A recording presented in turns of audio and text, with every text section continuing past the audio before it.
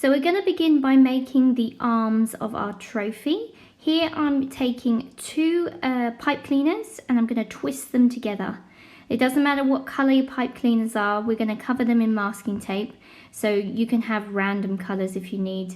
Now you want to twist all along to the end of your pipe cleaner, making sure that you create a nice strong twist and that they're going to stay together without coming apart.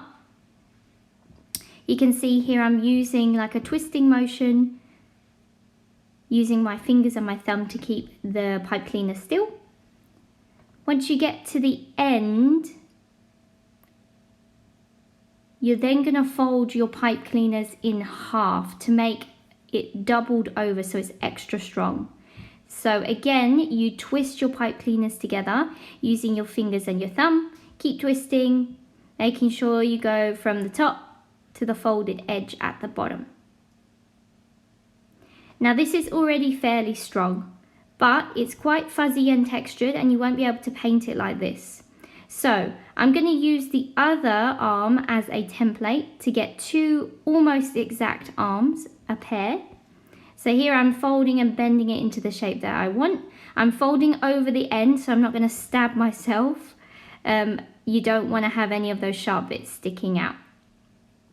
Once you've got the shape that you're particularly happy with, you then take your masking tape, or you could take a little bit of newspaper and some Pritt stick or PVA glue, and you're going to wrap this around your arms, just so that you cover up that texture of the pipe cleaner, and it's also going to keep it from moving out of its arm shape when you apply it to your trophy. So use strips and twist around, very similar to the way that you were twisting the pipe cleaner together and then on itself. And make sure that there are no bits of that black fur sticking out. You'll notice I left the top and bottom free. When you apply the arms to the cup, when you stick them on, you're going to cover up those bits as well, okay?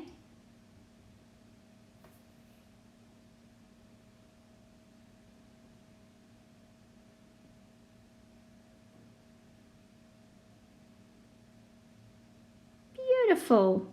Make sure that they're exact or as close to being a matching pair as possible. And then once you've finished this part, stick them to the side and let's move on to the next bit. This is probably the trickiest bit of the whole project.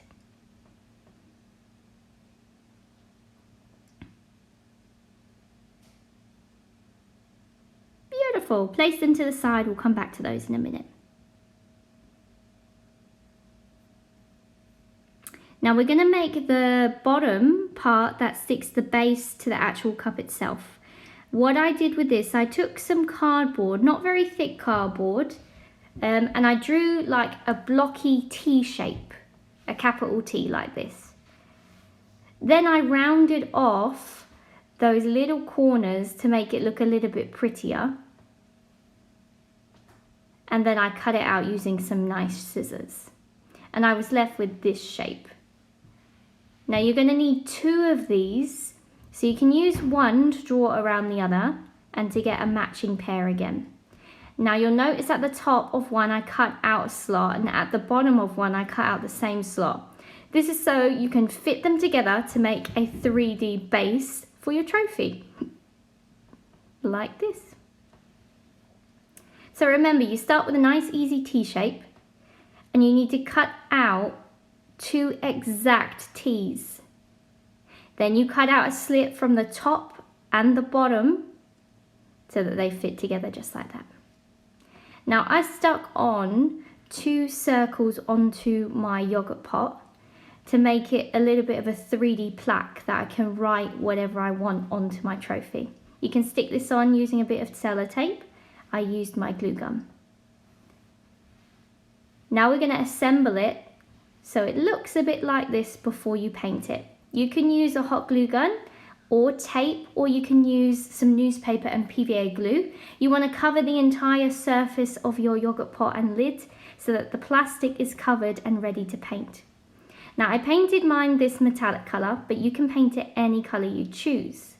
Once I was left with this lovely base colour, I decided I wanted to age it. So I took some black paint on a dry, quite fluffy old paintbrush, and I started to buff the black paint along the 3D edges of my cup, along my plaque, my arms, my base. You don't have to do this, but if you want to create more of a old style Harry Potter type cup, something that looks like it's very old and it's got some age to it, you can do this and it will come out really well. If you just take your time and you use that dry, fluffy brush with only a little bit of black paint on each time you dip your paint into that brush into that paint, sorry. So again, just roughly, it doesn't have to be very neat, and the rougher it is, the better it will look. You want it to look as authentic and aged as possible. Don't forget the base of your cup. You want to cover any 3D parts of your cup that stick out that has an edge. So you see here I'm going over the base and over my mount or legs of my cup.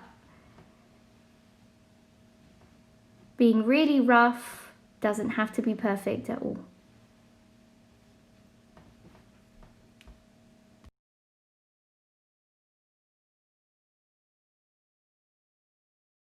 And there you have it, guys. There is my junk model trophy. Now you see the center I've painted white. That means that I can draw or put someone's name on it if I want to give it to someone, or I can give them a special award for something that they're quite good at. Maybe they're good at football, maybe they're good at cooking, maybe they're just really good at being a good friend, or they're good at telling jokes. You can make up the award to suit whoever you want to give it to. Very simple to make.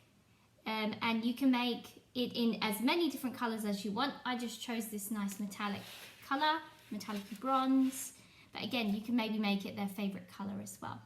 So I hope you had fun doing my junk model tutorial for this nice trophy.